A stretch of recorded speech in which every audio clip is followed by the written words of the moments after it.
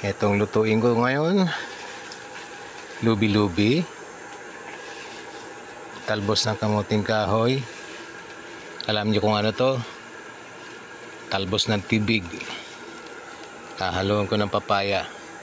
So, baka din nyo alam, nakakain ng talbos ng tibig. Ayan yan. Lutuin ko yan mamaya.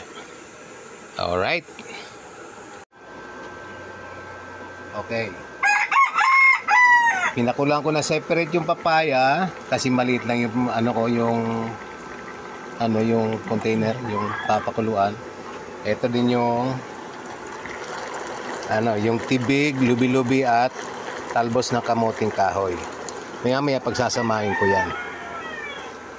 Not sure kung makakasya dito. Kung hindi, lalagay ko dun sa malaking lutuan. So, yun na. Yun ang maging ulam mamaya. Meron lang siyang cube pork. Ito may konting betsin. And merong pala rin, naluwa ka na ng bagoong alamang. Ayun. So maya tingnan natin kung anong maging lasa niya. Okay. Ito, nalagay ko sa isang lalagyan na lang. So kompleto na ingredients yan. Meron sibuyas, bawang. Nag-experiment ako, nilagyan ko ng maliit na turmeric. Yan, luto na siya.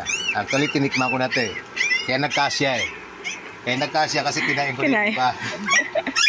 Alright, so luto na to. Kain na lang ito mamaya. Next is eto na rice cooker na to. Okay, so saing na ngayon. Alright, there you go. Yun. So, napaka-simple ng buhay sa bukid, no? Simple living. Basta may solar ka, di mo na kailangan magpakahirap doon sa sa dirty kitchen. Alright. Ang feature niya rito yung pinaghalo-halo natin. Merong tibig, talbos ng kamuting kahoy, lubi-lubi, and papaya. Lahat yan harvest sa backyard namin. Okay. Thank you.